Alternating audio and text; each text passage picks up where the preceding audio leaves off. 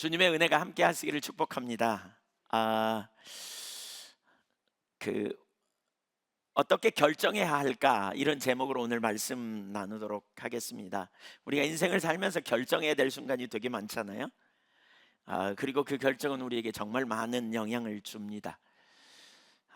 그 영향이 어떤 때는 하루나 이틀 정도 가기도 하고, 어떤 때는 그 파장이 크지 않지만, 어떤 결정은 일생에 걸쳐서 일어날 결정이기도 하고, 어떤 결정은 일생 뛰어넘어 우리 자녀 대대에까지 영향을 미칠 수도 있다는 거예요. 근데 우리가 새벽 기도로 여호수아를 읽어가다가, 최근에 제가 여호수아를 아마 수십 번 아니면 100번 이상 읽었을 수도 있겠다 싶은데요, 읽어가면서 여호수아 9장의 사건이 너무너무 중요한 사건이라는 걸 최근에 이렇게 보였습니다. 여호수아가 어떤 결정을 했는데 그 결정의 영향력이 그 당대는 말할 것도 없고, 그 자손, 심지어 오늘날까지 이스라엘 백성들에게 그 영향력이 있다는 것을 이렇게 볼 수 있습니다. 그만큼 중요한 부분입니다. 오늘 본문을 좀 가만히 보면, 이스라엘 백성들이 요단강을 건너 약속의 땅에 들어갔는데, 거기서 이제 하나님께서 그 땅을 점령하라고 말씀하셨고요, 31개의 성 중에 이제 2개의 성을 점령하는, 여리고성과 아이성을 점령한 사건 이후에 일어난 한 사건입니다. 놀라운 승리를 이루신 것을 들은 이제 그 이스라엘 그 여리고성의 사람들이 매우 두려워하고 혼돈에 빠집니다. 그래서 9장 24절에 보면, 자신들의 목숨을 잃을까 심히 두려워하여, 이런 표현이 나오거든요. 그러니까 기브온 사람들, 히 족속 중에 기브온 사람들이 자기들의 목숨을 잃을까 해요. 그러니까 어떤 사람들은 싸움을 통해서 돌파해내려고 한다면, 이 기브온 사람들은 죽을까 두려워하여 어떻게 화친해볼까 이렇게 생각을 하고 꾀를 냅니다. 9장 4절에 보면 그런 표현이 있어요. 여러분 쭉 보시면서 따라오시면 좋겠어요. 그 내용을 그냥 읽기보다는 제가 설명하면서 넘어가려고 그러는데, 사신을 보냅니다. 근데 사신을 어떻게 꾸미냐면, 헤어진 전대와 또 헤어지고 찢어져서 기운 가죽 부대를 나귀에 싣고요, 그 발에는 다 떨어진 신발을 신고, 그 다음에 낡은 옷을 입히고요, 그 다음에 마르고 곰팡이가 난 떡을 준비합니다. 그런 다음에 이스라엘 진영으로 와가지고 그러니까 여호수아 앞에 와서 이렇게 말해요. 우리는 먼 나라에서 왔습니다. 이제 우리와 조약을 맺읍시다. 그러니까 이렇게 거짓말을 하는 거죠. 그랬더니 7절에 이스라엘 사람들이, 너희가 우리 가운데 거하죠 하는 듯하니 우리는 조약을 맺을 수 없다, 이렇게 말해요. 그랬더니 그들이 뭐라 그러냐면, 아닙니다, 우리는 멀리서 왔습니다. 그러면서 8절에 우리는 당신의 종들입니다. 이게 긴장을 풀어놓는 말이잖아요. 우린 당신 성빌라고 옵니다. 우린 잘하겠습니다, 뭐 이런 의미잖아요. 긴장을 팍 풀고, 우리는 먼 나라에서 왔습니다. 당신들의 소문을 들었고, 또 요단 동편에서 놀라운 일 이루신 걸 우리가 들었습니다. 그래서 우리 장로들과 우리나라 모든 거민이, 그 말은 우리가 대표성을 가지고 통일된 의견을 가지고 조약을 맺으러 왔습니다. 사실 여기 가져온 떡을 한번 보십시오. 여기 가져온 가죽 부대를 보십시오. 우리가 처음에 떡을 해가지고 당신들에게 주려고 가져왔는데, 이 떡이 지금 마르고 곰팡이 났고, 그 다음에 가죽 부대가 찢어져 가지고 터져버렸습니다. 지금 이런 상황입니다. 그렇게 말하여 그들을 속이고 이제 조약을 맺습니다. 9장 15절을 보십시오.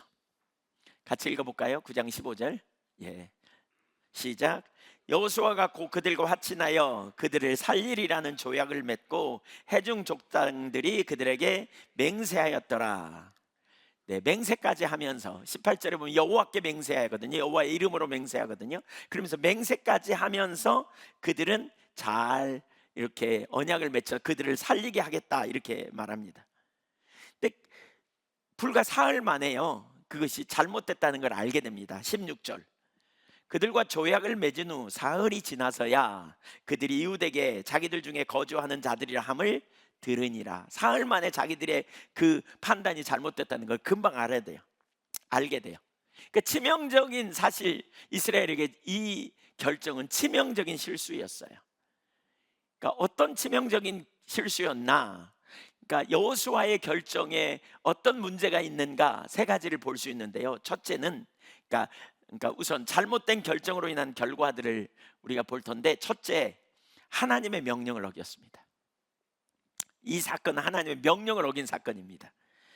여호수아 9장 18절 19절을 읽어볼까요? 시작. 그러나 회중 족장들이 이스라엘의 하나님 여호와로 그들에게 맹세했기 때문에 이스라엘 자손이 그들을 치지 못한지라.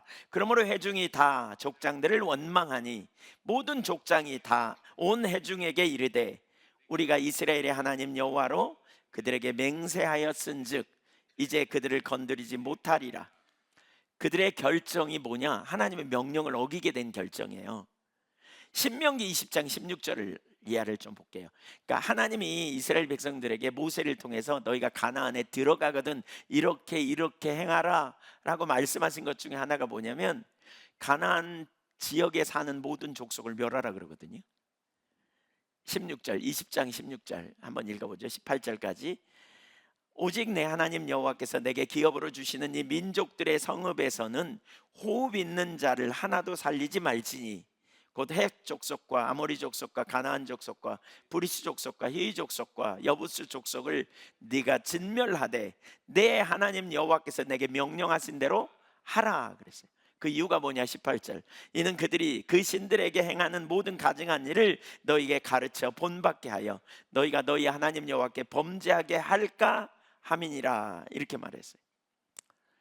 그러니까 이스라엘 백성들은 하나님의 이 명령이, 사실 신명기 여기 20장에만 나오는 게 아니고요, 신명기 7장에도 나오고 여러 군데에서 나오거든요. 그러니까 이 말씀을 순종해야 돼요. 그러려면 뭐 해야 돼요? 타협하지 않았어야 돼요. 하나님이 신명기 20장에 보면 거기 16절 이전에 보면 이스라엘, 그러니까 가나안 지경 밖에 있는 그런 사람들과 전쟁을 할 때는 먼저 화평을 선언하라는 거예요. 너네 우리에게 항복해. 그러면 우리 너희는 살려줄게.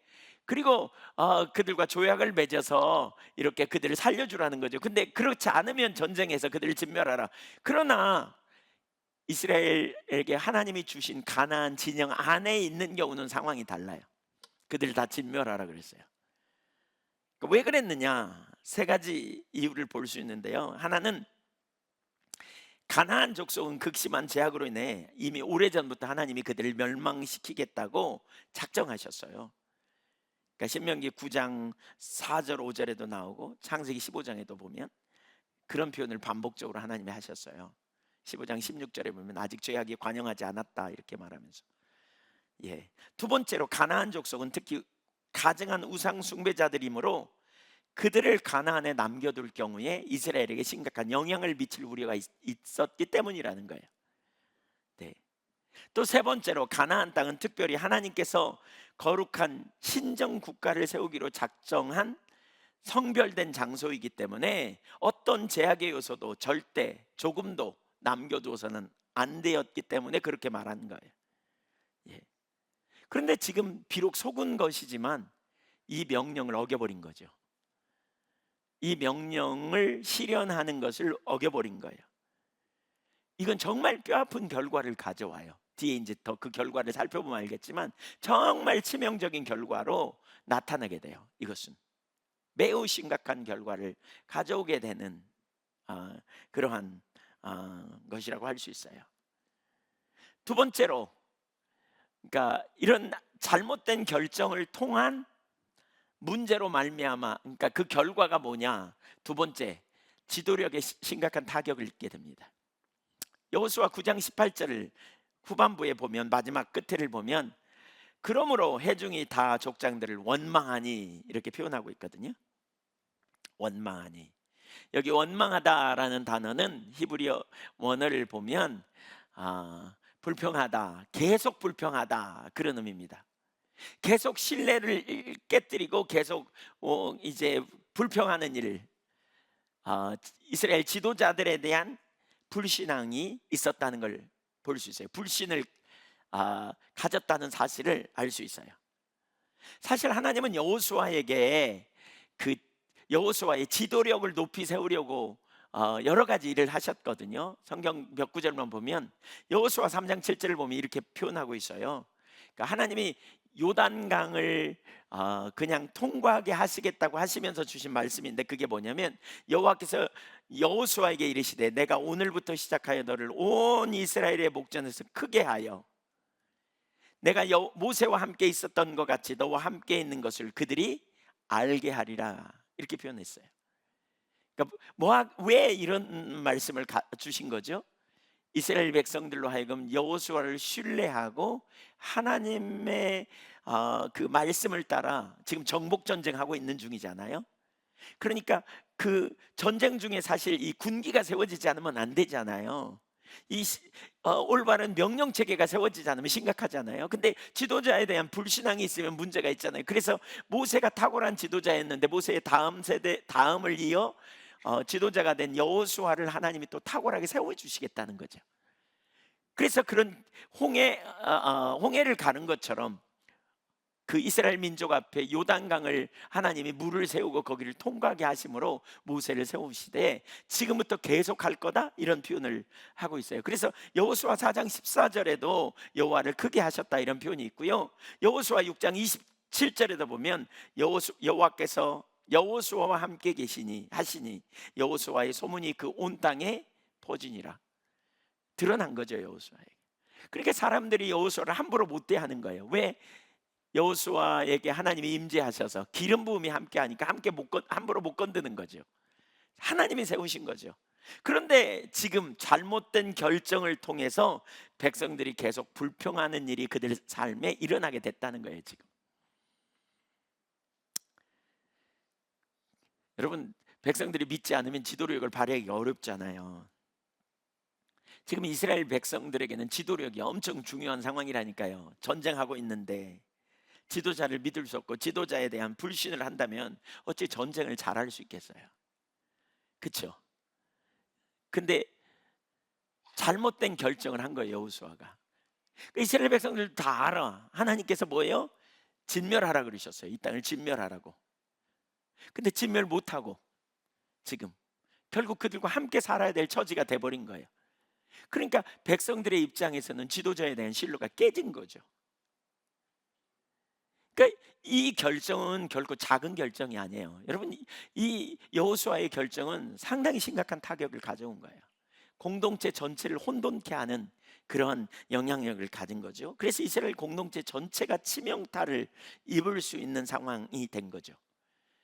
우리 자신을 돌아보아야 될 이유가 여기 있어요. 우리가 어떤 결정을 한다면 그 결정이 공동체의 원망 들을 만한 결정이 될 수도 있다는 사실을 염두에 두고 앞선 사람은 그래서 항상 책임이 있다는 걸 인식해야 돼요. 우리가 교회의 리더로서 혹은 공동체의 리더로서 혹은 가정의 리더로서 어떤 결정을 해야 하는지 정말 중요한 일인 것이지요. 자, 세 번째, 이 여호수아의 결정이 심각한 결과를 가져온 것 중에 가장 큰 문제는 부메랑이 돌아왔다는 거예요. 부메랑 아시죠? 부메랑이 뭔지.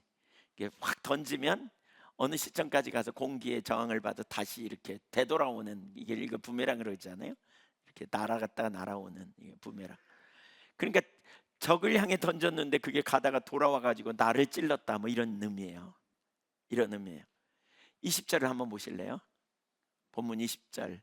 그들을 죽여서는 안 된다는 거예요. 왜냐하면 그들을 죽였다가는 진노가, 이제 하나님의 진노가 우리에게 오기 때문에, 하나님의 이름으로 맹세했기 때문에 그들 죽이면 안 된다는 거죠. 뭐 우리 좀 말이 안 되는 것처럼 느껴지기도 하잖아요. 왜? 하나님이 진멸하라 그랬으면 그냥 진멸하면 되지, 맹세했어도 그냥 진멸하면 되는 거 아니야? 근데 하나님은 공의 하나님이에요. 하나님의 이름으로 맹세했기 때문에 그걸 깰 수가 없다는 거예요. 그래서 어떤 언약은 너에게 손해가 날지라도 그 언약을 지켜야 한다. 왜 그런 구절이 잠언에 나오지 않아요? 그런 것처럼. 아닌 게 아니라 결국 그래서 기브온 사람들과 함께 살았어요. 왜냐하면 이스라엘이 하나님께 맹세했고 그들을 죽이면 진노가 올까 염려해서. 그런데 염려했던 일이 실제로 일어납니다. 그로부터 400년 후에요, 그러니까 사울왕은 이 언약을 무시하고 기브온 사람을 학살해요. 그러니까 그들을 쫓아내려고 했던 것 같아요. 그런데 이걸 통해서, 이 사건을 통해서 하나님의 진노가 이스라엘에게 임해요. 그래가지고 무슨 일이 벌어지냐면 3년 동안 기근이 옵니다. 3년 동안 기근이 와요.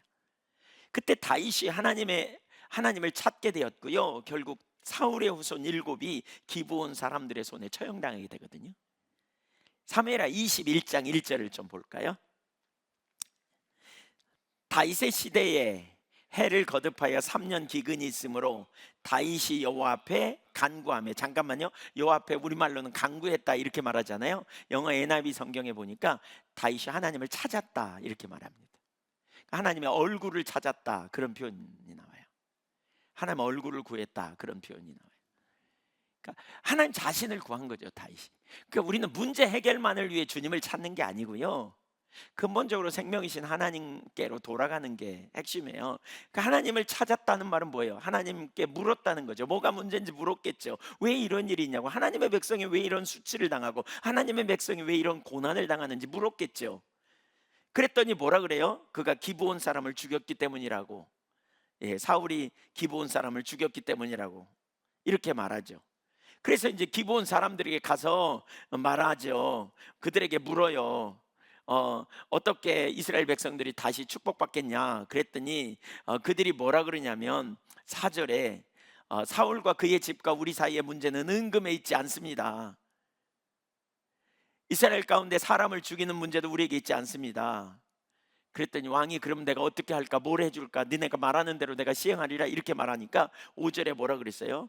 우리를 학살하였고 또 우리를 멸하여 이스라엘 영토 내에 머물지 못하게 하려고 모해한 사람의, 이렇게 표현하잖아요. 그 사울이 왜 기브온 사람을 죽였냐? 이스라엘 영토 안에 머물지 않게 하려고, 쫓아내려고 그런 거예요. 쫓아내려고. 그러니까 처음부터 그렇게 했다면 아무 문제가 없어. 그렇죠? 한번 생각해 보세요.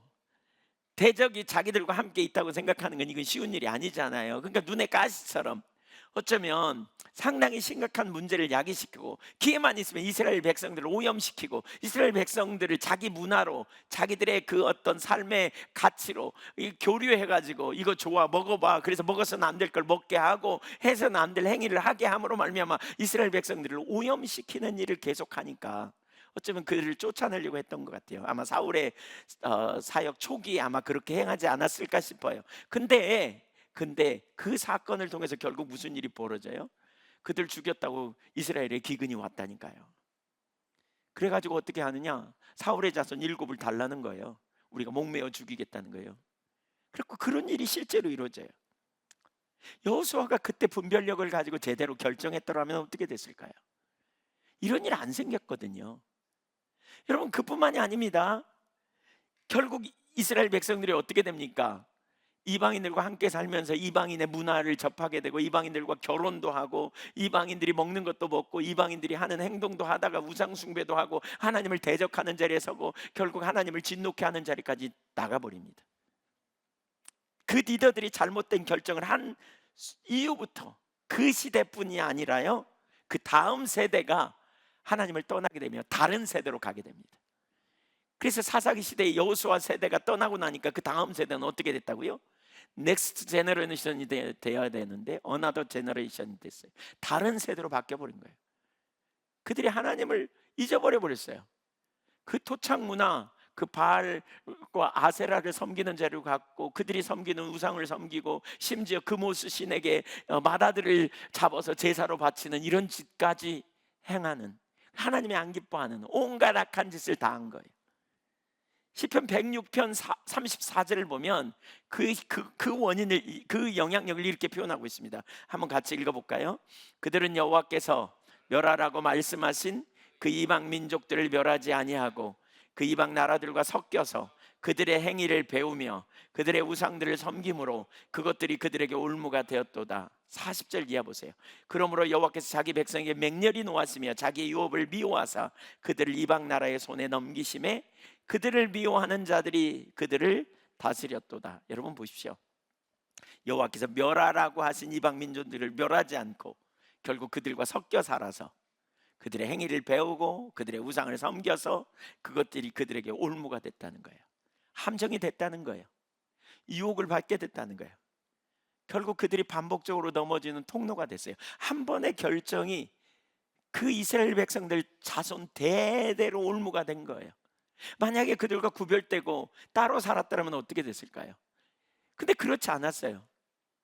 여러분, 우리가 이 견물생심이라는 게 있잖아요. 어떤 물건을 자꾸 보면 사고 싶고 그렇잖아요. 안목에 정욕이 있단 말이에요. 우리 눈으로 들어오는 걸 보면 우리가 유혹을 받는단 말이에요. 가까운 데서 누군가가 어떤 일을 행할 때 그걸 보면 자꾸 유혹을 받아요. 왜 하나님이 이스라엘 백성들에게 그들 가운데 이방인 가나안 사람들을 두지 말라고 했을까요? 사실 이스라엘 백성들이 함께 들어온 사람 중에 이방인도 있어요. 변화된 이방인이죠. 40년 동안 광야에 함께 했던 이방인들도 있어요. 그러나 그 가나안 족속들의 그 음란한 문화와 우상 숭배의 문화, 그리고 하나님에게 떠날 위험성이 심각하기 때문에 그들을 진멸하라고 그런 거예요. 그런데 그렇게 하지 못함으로 말미암아 그들은 그들과 함께 동화되어 살아간 거죠. 우리 눈이 얼마나 연약한지 몰라요. 저희가 처음 목회할 때, 저기 시골에서 목회할 때는, 단독 목회 처음 할 때 목회할 때는 뭐 이렇게 왜 요즘 텔레비 뭐에서 나오는 선전 이런 거 전혀 보지 못했어요. 근데 광주로 이사 와 가지고요, 보니까 케이블 TV 이런 거 연결해 가지고 왜 보잖아요. 채널 옮길 때마다 이렇게 선전하는 게 막 나오잖아요.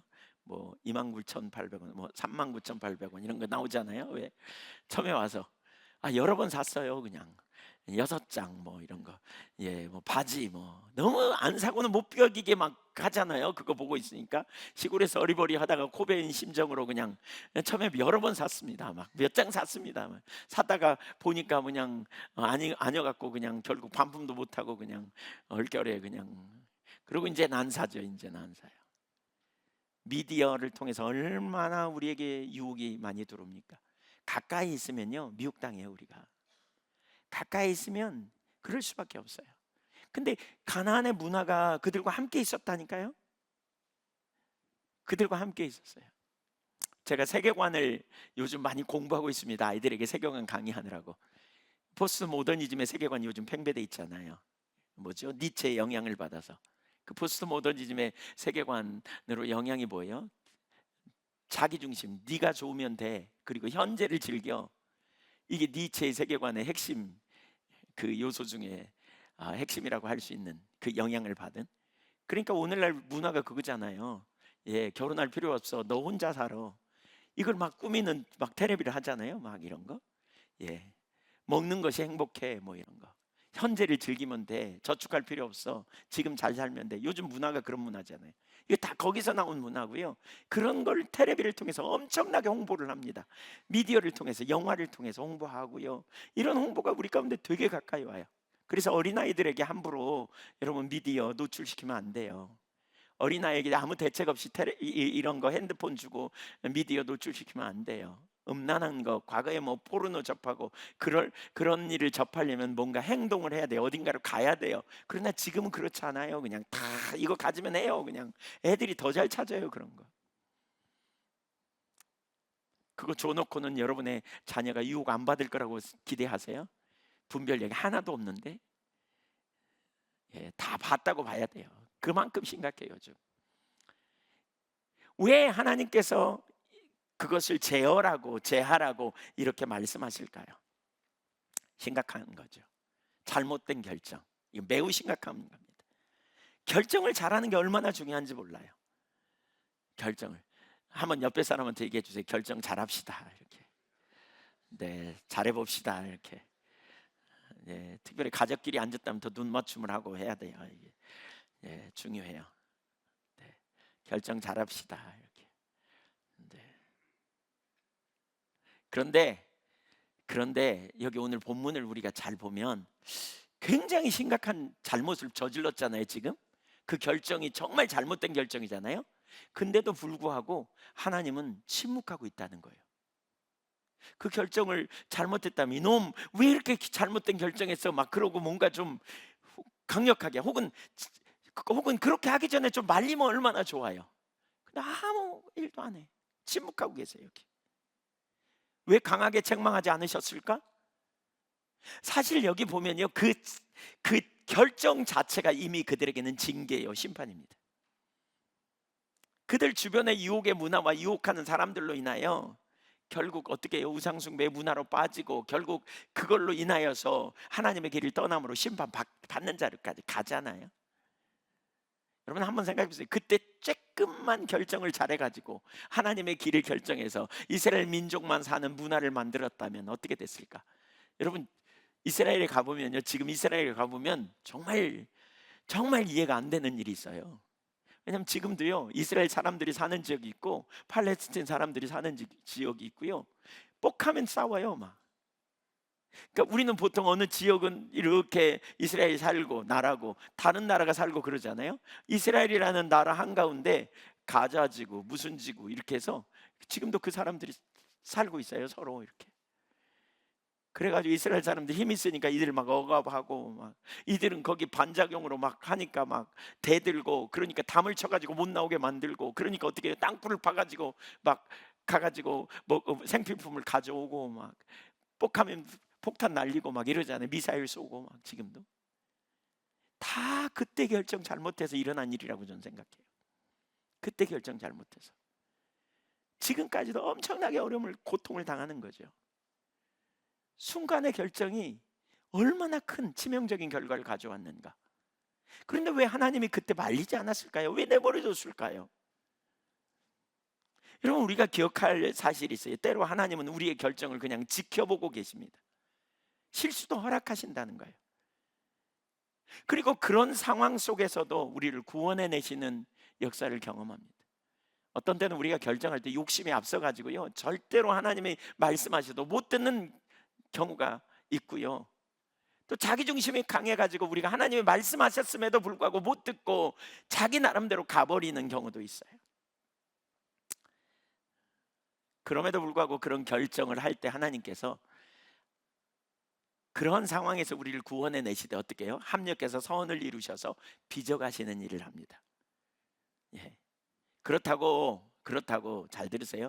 우리가 잘못된 결정까지 하나님이 지지하실 거라고 하는 생각은 버려야 합니다. 그래서 우리는 잘 결정해야 합니다. 잘못 결정하면 평생 고생입니다. 잘못 결정하면 작은 후회도 있지만 점점 어떤 때는 잠깐의 후회이지만 어떤 때는 시간이 오래 갈 수도 있고요, 어떤 때는 평생 갈 수도 있습니다. 지금 이스라엘 민족은 평생만이 아닙니다. 대대로 고통당하고 있는 그러한 일을 보게 되잖아요. 그들이 결정을 잘했다면 자손은 정말 평안했을 텐데, 유혹은 훨씬 안 받았을 텐데. 여러분은 어떠세요? 유혹이 있는 데서 싸워 이겨서 승리하고 싶습니까? 유혹 없는 세상에서 좀 더 평안하게 살고 싶습니까? 물어보나만 안 하겠죠. 왜 그들이 그런 삶을 살게 됐는가? 여호수아와 그 일행이, 그 리더들이 잘못 결정해서 그래요. 우리 결정해야 될 일들이 많아요, 여러분. 여러분 부모라면 여러분 커가는 자녀들을 대학을 진학시킬 때 어떻게 진학해야 될지 그 결정이 평생을 좌우하잖아요. 직장은 어떤지 이거 중요하죠. 결혼은 더더욱 중요해요. 결혼은 쉽게 물릴 수 있는 것도 아니에요. 이 결정이 얼마나 중요한 결정인지 몰라요. 그럼 우리는 그런 결정을 어떻게 하는지 생각해 봐야 돼요. 누구랑 결혼하고 내 자녀를 누구랑 결혼시키고 누구를 내가 만나고 또 어떤 학교를 갈 것이고 또 누구와 사업을 할 것이며 또 어떤 사업을 할 것인가, 내가 이 사업을 해야 될지 말아야 될지, 과연 내가 이렇게 가는 길이 옳은지 아닌지, 우리는 수많은 결정을 해야 되는데 그 결정에는 책임이 따르고 대가가 따른다는 거예요. 생각보다 그 대가가 굉장히 클 수도 있고 굉장히 많은 대가를 지불해야 될 수도 있다는 거예요. 그래서 결정이 중요해요. 한번 따라서 보세요. 잘 결정하자. 잘 결정하시기를 축복합니다. 잘 결정해야 됩니다. 잘 결정해야 돼요. 결정이 얼마나 중요한지 몰라요. 두 번째, 그렇다면 어떻게 결정해야 하는가? 우리가 좋은 결정, 잘 결정을 하기 위해서 여호수아가 잘못된 결정을 하게 된 이유가 무엇인지를 찾아야 합니다. 9장 14절을 보면 그 이유가 나옵니다. 9장 14절 읽어보겠습니다. 시작. 무리가 그들의 양식을 취하고는 어떻게 할지를 여호와께 묻지 아니하고, 실패한 이유가 뭐라고요? 여호와께 묻지 않았다는 거예요. 하나님께 묻지 않았다는 거예요. 스스로 판단한 것, 이것이 문제였다는 거예요. 사실 하나님은 모세 이후에 여호수아를 지도자로 세울 것을 말씀하시면서 이렇게 말씀하셨습니다. 민수기 27장 21절을 보겠습니다. 민수기 27장 21절 같이 읽어볼까요? 그는 제사장 엘르아살 앞에 설 것이요 엘르아살은 그를 위하여 우림의 판결로서 여호와 앞에 물을 것이며 그와 온 이스라엘 자손 곧 온 회중은 엘르아살의 말을 따라 나가며 들어올 것이니라. 여기 그는 누구냐면 여호수아입니다. 하나님이 여호수아를 모세 뒤에 세우실 거라고 말하면서 여호수아는 제사장 엘르아살 앞에 설 것이요 엘르아살은 여호수아를 위하여 우림의 판결로서 여호와 앞에 물을 것이며 라고 물어요. 하나님은 여호수아를 알았어요. 여호수아 자신에게 능력이 없어요. 여호수아가 뭔가 분별력을 가지고 나아갈 만한 능력이 없다는 걸 하나님은 아셨어요. 여러분, 여러분에게 능력이 있어요? 여러분은 하나님의 길을 알 수 있는 분별력이 있나요? 없어요? 그래서 주님이 우리에게 성령으로 오셨어요. 우리를 고아처럼 버려두지 않게 하려고. 하나님이 여호수아에게요 엘르아살 대제사장을 보내시고, 대제사장 가슴에 그 입는 에봇에 그 가슴에 우림과 둠빔이라고 하는 하나님의 뜻을 분별하는 그 기구를 주셨단 말이에요. 그러니까 하나님이 여호수아에게 뭐라 그러냐, 너 이제 무슨 하나님의 뜻을 찾을 때마다 엘르아살에게 가. 엘르아살에게. 그리고 엘르아살은 너를 위해 하나님의 뜻을 물으면 그 뜻대로 순종해. 이렇게 말하셨어요. 어떻게 해야 하는지 가르치셨단 말이에요. 여호수아가 잘못된 결정을 하는 데 있어서 아무 생각 없이 잘못된 결정을, 그냥 이런 길을 몰라서 그냥 하나님이 가르치지 않아서 그가 실수한 게 아니에요. 이미 다 길을 가르쳤어, 어떻게 살아야 할지. 그런데 여호수아가 그 순간 놓친 거예요. 놓친 거예요. 아마도 엘르아살은 항상 여호수아를 위하여 하나님께 물을 준비를 하고 있었을지도 몰라요. 근데 여호수아가 문제는 안 물어. 여러분, 성령님이 왜 오셨다고요? 우리에게? 성령님 어디 계세요? 여러분 안에 맞아요? 계세요? 확실해요? 왜 오셨다고요? 고아처럼 버려두지 않기 위해 오셨다. 그렇죠? 요한복음 14장 18절에 고아처럼 버려두지 않으려고 우리에게 오셨어요. 그렇죠? 그렇다면 여러분은 성령님께 묻습니까? 아니, 여러분 일반적으로 하나님의 뜻을 잘 묻고 찾아갑니까? 아니면 어떤 일은 물으려고 애쓰지만 어떤 일은 그냥 아이고 뭐 이런 일까지 물어, 뭐 아이고 내가 그 정도 분별력은 있어, 그리고 결정하고 나가지 않나요? 어떠신가요?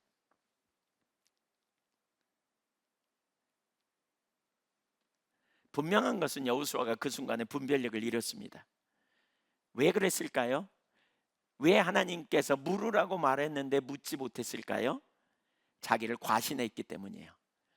자기 과신이 문제예요. 자기를 과신하면요 절대로 하나님 안 찾습니다. 자기를 신뢰하기 때문에 자기가 답을 가지고 있다고 생각하는데 뭐 다른 사람에게도 안 묻죠. 자기 확신에 빠진 사람이 위험한 게 바로 그거예요. 우리가 하나님의 백성으로서 잘 안 되는 것 중에 하나가 하나님께 묻고 결정하는 거예요. 하나님의 뜻을 찾고 구하려고 하지만 대부분의 경우는 사람과 의논하든지 자기 생각에 기초해서 우리가 가버리는 경우가 허다하죠. 사실 여러분, 우리가 위험한 이유가 있어요. 우리가 하나님의 뜻을 다 알 수 없다는 거예요. 그뿐만이 아니라 우리에게 욕심이 있거든요. 감정에 사로잡혀서 분별력을 잃어서 우리는 항상 자기중심, 팔이 안으로 굽는다 그러잖아요. 자기중심적인 결정을 해요. 그 뜻을 찾아가는 것이 우리의 체질이에요. 하나님을, 우리 자신을 신뢰하기보다 하나님의 길을 찾아야 되는데, 그래서 하나님께 묻는 것이 성도의 삶이어야 되는데 그렇게 안 한다는 거예요. 우리가 하나님께 물어야 될 이유가 있어요. 두 가지를 볼 수 있는데, 첫째는 믿음. 우리가 하나님께 묻는 것은 믿음이에요. 우리가 하나님이 신뢰하는 믿음으로 사는 사람은 하나님께 묻는 거예요. 여러분, 하나님께 묻는다면 왜 물어요? 여러분이 하나님께 뜻을 묻는다면 왜 물어요? 우리가 하나님께 묻는 것은 믿음입니다. 우리가 왜 물어요? 하나님 뜻이 가장 완전함을 알기 때문에 그래요. 사실 여러분, 우리가 피조물이라는 걸 기억하는 게 되게 중요해요. 한계를 가진 존재라는 얘기예요. 우리가 미래에 대해서 아무리 확신해도요, 그건 우리의 추측일 뿐이에요. 왜냐하면 우리는 미래를 모르거든요. 그러나 우리가 믿는 하나님은 초월자시죠. 초월자예요. 초월자, 시공을 초월하는 분이에요. 초월자라는 말의 의미가 뭐예요? 시간 밖에서 시간을 보는 거예요. 그러니까 저와 여러분의 과거나 현재나 미래나 하나님 앞에서는 언제나 현재예요. 하나님, 우리 과거도 현재고 미래도 현재예요. 하나님은 시간 밖에서 시간을 보시기 때문에. 네, 우리는 아무리 힘쓰고 애써도 우리는 내일 일을 몰라요. 조금 있다 무슨 일을 만날는지 전혀 알 수 없어요. 그러나 우리 하나님은 우리의 과거도 아실 뿐만 아니라 우리의 미래도 아세요. 그래서 우리에게 물으라는 거예요. 이사야 55장 8절을 같이 한번 읽어보세요. 우리 이 구절을 참 기억해야 돼요. 시작. 너희의 생각과 다르며 내 길은 너희의 길과 다름이니라. 여호와의 말씀이니라. 이는 하늘이 땅보다 높음같이 내 길은 너희의 길보다 높으며 내 생각은 너희의 생각보다 높음이니라. 그래서 하나님이 여호수아에게 물으라 그런 거예요.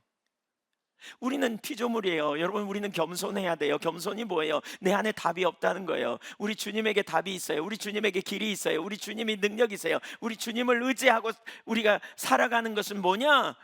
결국 주님이 길이시기 때문에 나가는 거죠. 예수님이 내가 길이라고 말씀하실 때 예수님이 길이 되심은 구원의 문제만을 말하는 게 아니에요. 우리의 모든 영역에서 예수님은 상담자가 되세요. 보혜사라는 말을 카운셀러라고 번역해요. 영어로 보면. 또 예수님에 대해서 예언한 구약에 보면 기묘라 묘사라 이렇게 표현하잖아요. 그걸 뭐라 그러냐면 원더풀 카운셀러라 그래요. 예수님은 원더풀 카운셀러예요. 놀라운 카운셀러라고요. 우리에게 상담자라고요. 그래서 우리 인생의 모든 문제에, 모든 상황에 가장 좋은 길을 아실 뿐만이 아니라 가장 완전한 길로 인도하시는 하나님이시라니까요. 아멘. 그래서 성령으로 우리에게 오셨단 말이에요. 우리가 왜 예수 안에서 살아야 되는지 아시겠어요? 왜 우리가 믿음으로 살아야 되는지 아시겠어요? 예수님이 우리의 길이 되시고 우리의 생명이 되시고 우리의 능력이 되시기 때문에 그래요.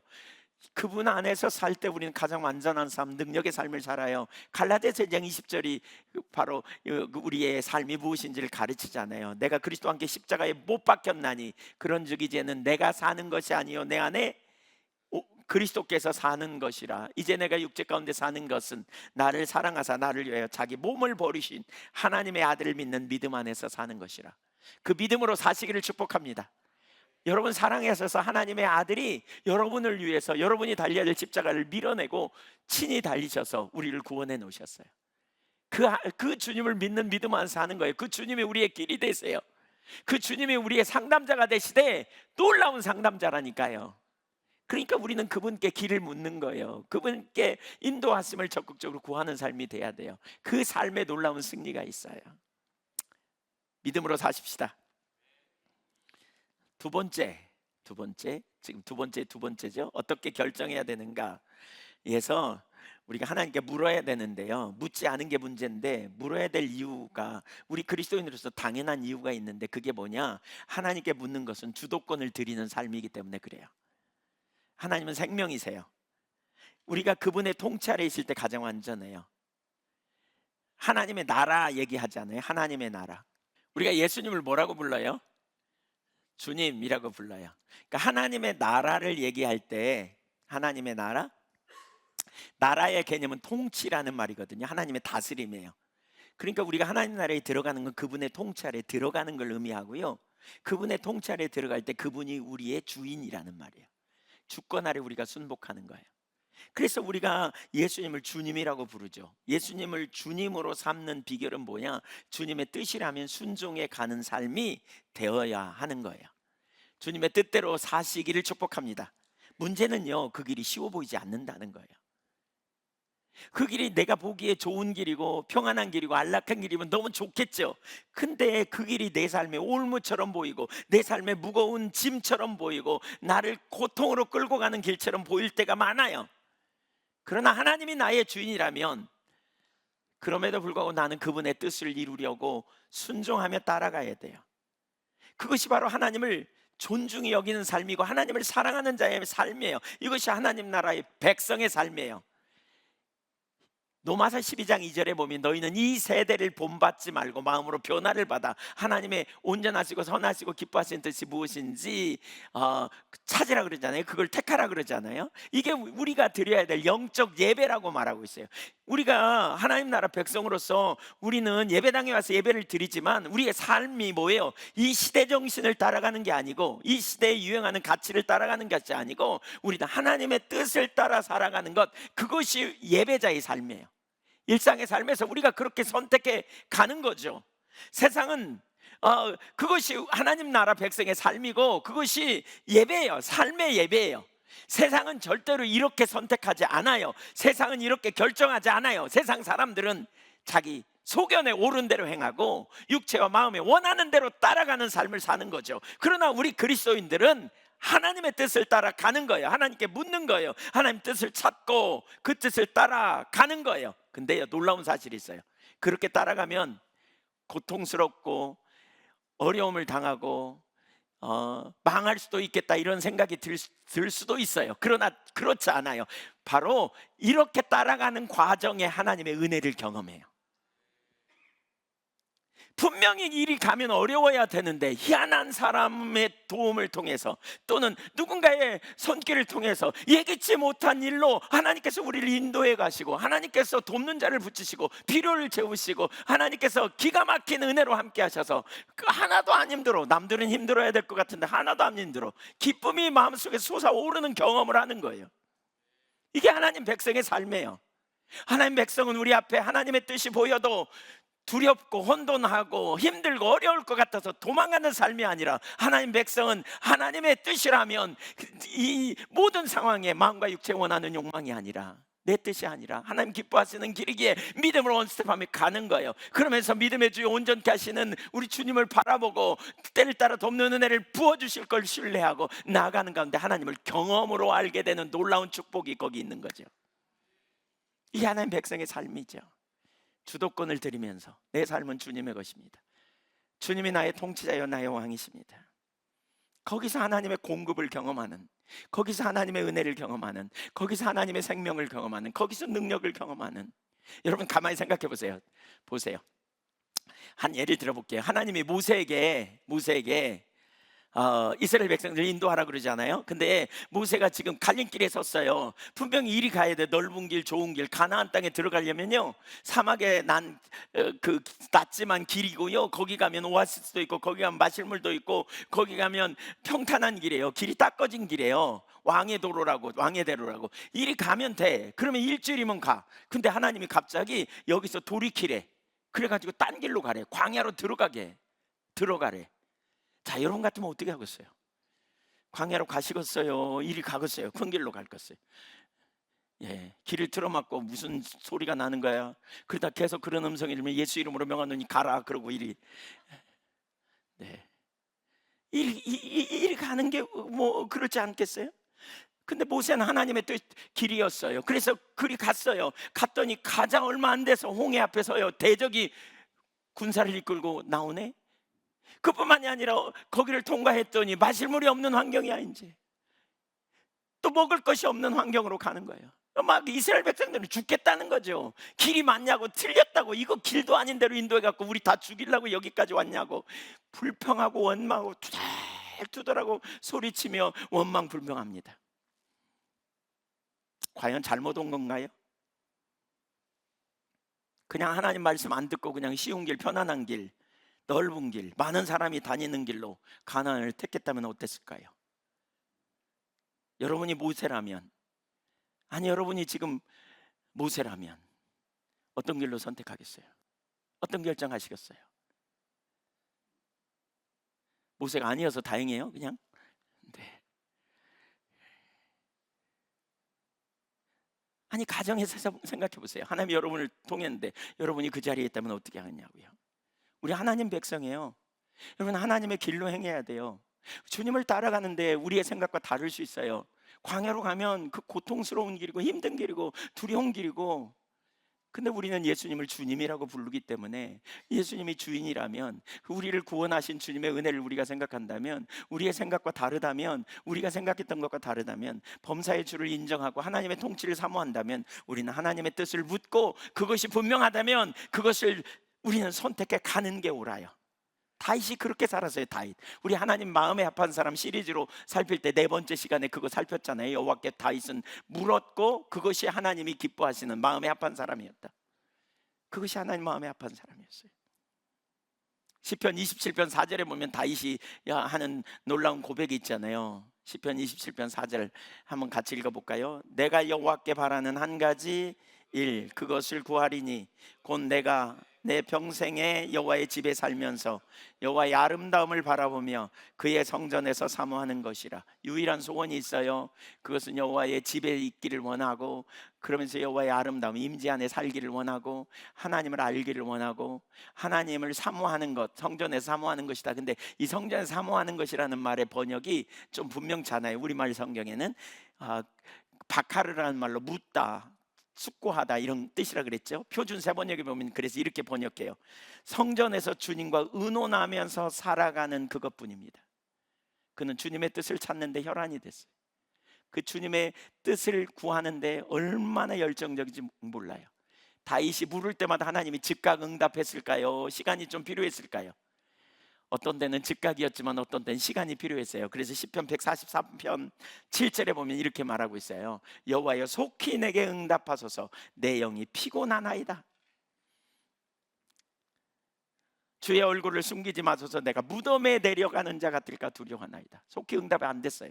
그럼에도 불구하고 8절 아침에 나로 하여금 주의 인자 말씀을 듣게 하소서, 내가 주를 의뢰함이니이다. 내가 다닐 길을 알게 하소서, 내가 내 영혼을 주께 드림이니이다. 하나님께 온전히 의지하는 사람은 하나님을 찾게 돼 있어요. 뜻을 찾게 돼 있어요. 왜? 그분의 뜻에만 승리가 있으니까, 그분의 길에만 능력이 있으니까. 수많은 어려움 속에서 두려워하면서도 하나님의 길을 찾은 것은 하나님의 길이 생명인 줄 알기 때문에요.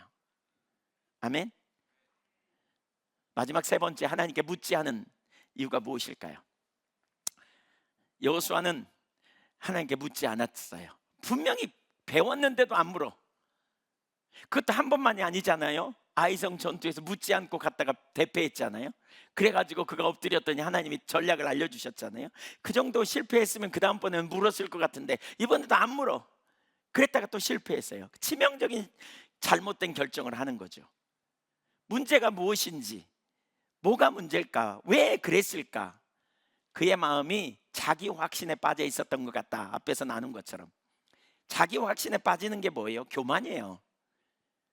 교만이에요. 자기가 주도권을 가지고 나아가는 거예요. 자기가 자기 인생의 주인이라는 거예요. 하나님을 내 인생의 돕는 자로 여기는 정도로 여기니까 그래요. 하나님이 내 삶의 주인, 내 삶의 통치자, 하나님은 왕, 이런 개념에 있는 사람은 자기 확신에 빠지기보다는 주님께 귀를 기울이는 자리로 가는 사람이죠. 근데 그는 자기 확신에 빠져 있었던 것 같아요. 자기 생각이 옳았다고 굳게 믿었기 때문에 그는 결국 하나님께 묻지 않고 결정함을 통해서 심각한 오류를 범하게 된 거죠. 자, 그 이면에 뭐가 있을까? 왜 어떤 순간에 그가 교만한 죄로 갔을까? 1절을 좀 보십시오. 주목할 만한 문장이 나옵니다. 1절에 보면 2일 후에 라는 단어가 나옵니다. 2일 후에. 무슨 일 후에요? 여호수아서 5장, 6장, 7장 이렇게 쭉 나오잖아요. 근데 6장에서 여리고성을 점령한 사건, 7장에서 아이성을 점령한 사건이 나와요. 우선 하나는 그렇죠? 여리고성과 아이성의 승리는 주변에 다 놀랐어요. 아마 이스라엘 백성들도 본인들도 놀랐을 거예요. 우와, 하나님 말씀대로 진짜 행하시는구나. 여러분 인생에 이런 문제가 터지면, 이런 정도로 하나님이 함께 하시면 어떤 생각이 들까요? 하나님은 내 편이구나. 하나님 나와 함께 하셔. 그래, 하나님은 나의 능력이야. 여러분 이렇게 되면 매우 위험한 거 아세요? 왜냐하면 우리가 교만해가지고요, 하나님의 은혜로 일이 이루어져도 그래도 내가 뭔가 잘나서 그렇지, 하나님이 나를 돕는 자야, 하나님 내 편이야. 그때 우리가 자칫하면요, 바로 그런 순간에 주님께 그 다음 순간에도 우리를 돕고 계시는, 주도권 갖고 계시는 주권자 하나님께 물어야 되는데, 그런 순간에 자기 스스로 결정해요. 자기 확신에 빠져. 하나님 나를 도우시니까 너 나 따라와, 내가 갈게. 그러면서 앞서서 가면서 자기 생각과 자기 이론으로 가는 경우가 허다해요. 하나님이 여러분 뒷받침했다고 여러분 자신이 올바른 자리에 있다고 생각하면 안 된다는 거예요. 하나님 뒷받침하셨다면 더더욱 겸손함으로 바로 그런 순간에 하나님께 초점을 두고 길을 찾아가야 돼요. 맞습니까? 그렇습니다. 또 한 가지 사건이 있습니다. 무슨 일이 벌어집니까? 8장 30절에 보면 그들이 에발산에 모입니다. 그래가지고 거기서 제단을 쌓습니다. 그리고는 거기서 뭐예요? 번제와 화목제를 드립니다. 하나님 앞에. 그 전쟁 와중에 200만 명의 사람들이 모여서 제사를 드립니다. 그들에게 축제처럼. 에발산이 한쪽에 있고 한쪽에는 그리심산이 있습니다. 한쪽은 에발산은 저주를 선포한 산, 그리심산은 축복을 선포한 산이 이렇게 마치 원형 경기장처럼 있습니다. 거기에 사람들이 모였습니다. 그리고는 뭐 하느냐? 말씀을 선포하기 시작합니다. 모세가 준 계명을 선포합니다. 그러면 사람들이 아멘으로 화답했습니다. 얼마나 웅장하고 얼마나 굉장했을까요? 자기들을 보면서 자기들이 말씀으로 은혜 받고 자기들이 이제 하나님이 자기들을 뒷받침하실 거라는 확신이 들었을 거예요.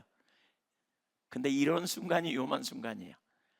은혜 받은 다음에 시험이 온다는 거 아세요? 경험해 본 분들은 무슨 말인지 알아요. 큰 은혜를 경험하면 경험할수록 큰 시험이 와요. 그러니까 큰 은혜를 경험한 것은 내가 잘나서 그 은혜가 온 게 아니에요. 큰 은혜를 경험했다면 바로 그런 순간에 은혜 주신 주님께 초점을 항상 둬야 돼요. 그런 순간에 우리가 겸손한 자리로 가야 돼요. 근데 그렇지 못하면 자기 확신에 빠질 가능성이 훨씬 커요. 자기를 과신한 자리로 갈 가능성이 높아요. 우린 잘하고 있어. 그래서 하나님께 잘 인도하시고 승리케 하실 거야. 나는 보는 눈이 있어. 뭐 이런 생각하는 거죠. 그래서 오니까 이거 분별해 볼 수 있구만. 거기다가 한마디 또 하잖아요. 이 기브온 사람들이 와서 뭐라 그래요? 우리는 당신의 종입니다. 딸랑딸랑 그러면서 막 높이잖아요. 나를 띄워. 그러니까 그냥 자의식이 더 충만해진 거죠. 자기 의의가 충만해지고 나는 괜찮은 사람, 난 대단한 사람, 하나님이 우리를 높여주었지, 뭐 당연히 이렇게 말하지만 자기 확신에 빠진 거예요.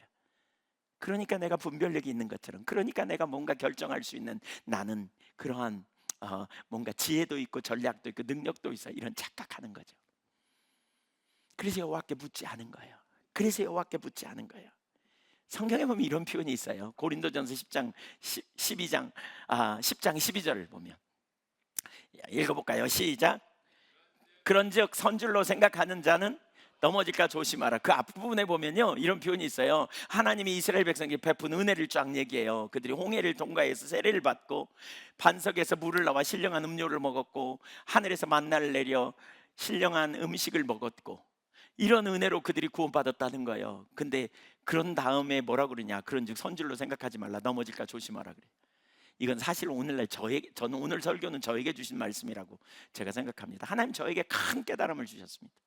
오늘 말씀을 제가 보면서 저에게 계속해서 감동이 있거든요. 선줄로 생각하지 말라, 넘어질까 조심하라. 최근에 하여튼 집중적으로 기도만 하면 이런 감동이 제게 있었어요. 뭐가 문제인지 묻고 묻는 가운데 오늘 하나님께서 이런 부분을 저에게 알게 하셨다 생각이 들어요. 왜 실패했어요? 자기 확신이에요. 은혜 받아도 실패할 수 있어요. 왜냐하면 자기 확신에 빠지거든요. 우리가 뭔가 하나님이 나와 함께 하시면 굉장한 자기 확신에 빠집니다.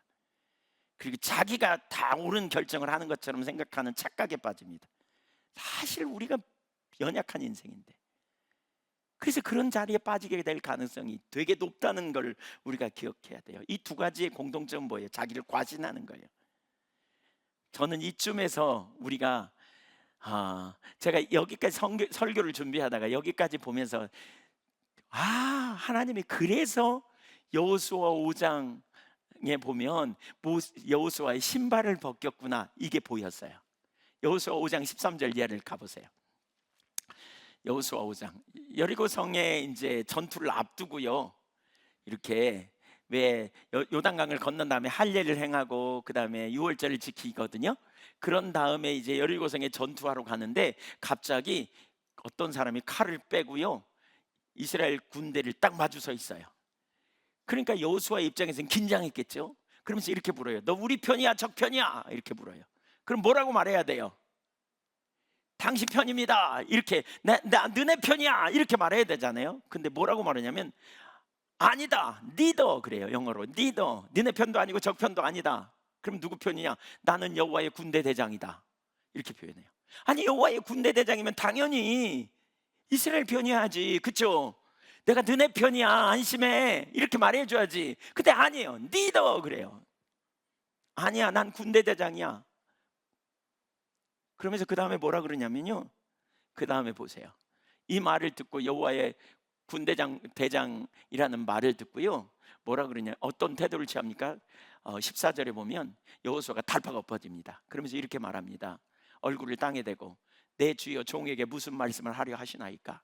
그러니까 뭐예요? 주권자로 왔다는 거예요. 여호수아는 그걸 금방 알았어요. 주권자로 왔다는 거예요. 이 전쟁은 네 편이기 때문에 너희가 이 전쟁에서 승리하는 게 아니고 군대 대장으로서 너희가 내 주권에 순종할 때 승리하게 될 거라는 의미죠.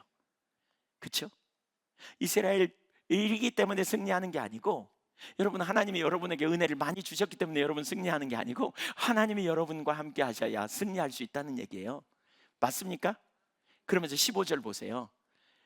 여호와의 군대 대장이 와서 한 일이 뭐냐? 신발을 벗겨요. 신발 벗겨요. 아니 전쟁하려면 신발을 굳게 신으라 그래야지 왜 신발을 벗겨요? 네가 선 땅은 거룩한 곳이니 신발을 벗으라 그랬어요. 이건 굉장한 의미가 있어요. 당시에 종들은 신발을 벗었대요. 못 신었대요. 노예는 신발을 벗어요. 신발은 뭘 의미해요? 자기 권리를 의미해요. 자기 나름대로의 생각을 의미해요. 종은요, 자기 생각을 내리는 거예요. 종은 자기 권리를 포기하는 거예요. 누구 앞에 서는 거예요? 대장이신 주님 앞에 서는 거예요. 대장이신 주님 앞에 서는 거예요. 여기 군대 대장은 사람이 아닙니다. 천사도 아닙니다. 왜냐하면 천사는 숭배의 대상이 아니기 때문에. 여호수아가 엎드렸다 그러면 성육신한 하기 전에 성자 하나님이라고 보통 그렇게 말해요. 성자 하나님이 거기 오신 거예요. 예수님이 오신 거예요. 군대 대장으로 오신 거예요. 그러니까 그 앞에 엎드린 거예요. 그래서 뭐래요? 네 신발을 벗으라 그랬어요. 신발을 벗으라. 어디서요? 가나안 땅은 거룩한 땅이래.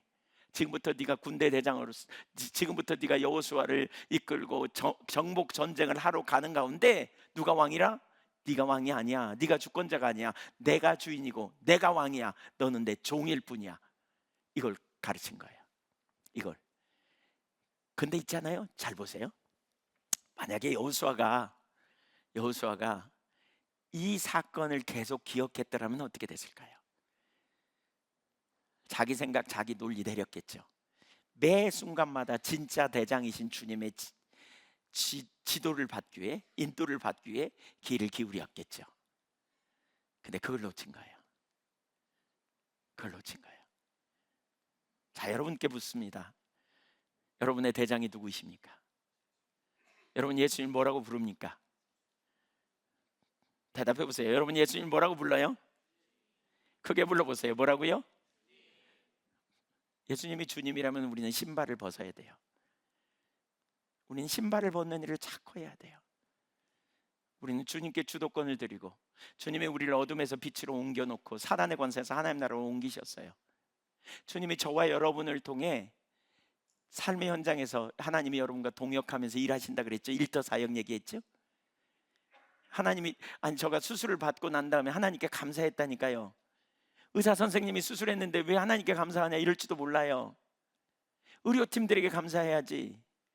하나님이 의료팀들을 통해서 저를 치료하신 걸, 치료하신 걸 제가 알기 때문에 하나님께 하는 거죠. 그럼 의료팀은 뭐예요? 하나님과 동역하는 거예요. 주님이 저를 수많은 선생님들 통해 가르쳐 주셨거든요. 그래서 저는 하나님이 저를 가르쳤다고 고백해요. 그럼 선생님들은 뭐예요? 하나님과 동역자죠. 동역자. 여러분 삶의 현장에서 여러분은 하나님과 동역자로 일하는 거예요. 그냥 밥벌이가 아니라 동역자로 일하는 거예요. 정말 그게 분명하다면, 여러분이 그렇게 믿음으로 고백한다면, 여러분은 주의 종으로서 세상을 하나님 나라와 하나님의 영광을 드러내는, 또 하나님의 명령하신 무다 명령을 실현하고 또 창조 명령을 실현하는 거룩한 통로가 되어서 주님의 나라와 주님의 영광을 드러내는 거룩한 그러한 하나님의 도구가 되는 그런 삶을 여러분은 사시는 거예요. 근데 이 삶에 있어서 되게 중요한 게 뭐냐? 내 지혜, 내 전략이 아니라 우리는 여러분, 우리를 보내신 주님 앞에 신발을 벗고 겸손하게 서서 우리 주님의 능력과 은혜로 승리할 수 있기를 소망합니다. 우리가 물어야 될 이유가 바로 여기 있어요. 하나님이 저에게 이걸 말씀하시려고 오랫동안 깨닫게 하신 것, 말씀하셨구나. 제가 이걸 설교 준비하면서 이게 인식되더라고요. 교회의 머리는 주님이신데 제가 교회 목사로서 어떤 일을 결정하거나 할 때 제 생각을 내리고 철저하게 성령의 인도를 받아야 되겠구나, 이런 생각을 다시 하게 됐어요. 철저하게. 우리 장로님들과 의논하면서도 그런 철저하게 인도를 받아야 되겠구나. 개인의 삶에서 철저하게 정말 신발을 벗고 주의 종으로 일생 동안 살아야 되겠구나. 내 남은 생에 거룩한 시간, 거룩한 땅, 내가 이 땅에 살아가면서 신발을 벗으리라. 그래서 주님 앞에 재헌신하는 그런 결단을 했어요. 여러분, 그런 결단을 하시지 않겠어요? 신발을 벗고 주님 앞에 엎드려서 종이 듣겠사오니 말씀하옵소서, 이렇게 하나님 앞에 엎드리는 여러분 모두가 되시기를 축복합니다. 거기에 생명이 있습니다. 거기 능력이 있습니다. 여러분의 결정이 평생을 정합니다. 여러분의 자녀들에게 영향을 미칠 수도 있고요, 하나님 나라에 엄청난 영향을 미칠 수도 있습니다. 믿음의 결정을 하십시다. 주님은 우리를 통해서 하나님 나라를 넓혀가고 계십니다. 우리가 하나님을 구하는 것은 옵션이 아닙니다. 필요한 순간에 도움을 정할 옵션이 아닙니다. 그분은 우리의 통치자요 주권자입니다. 그 능력 안에 승리하는 저와 여러분이 되기를 주님의 이름으로 축원합니다. 우리 같이 기도하겠습니다.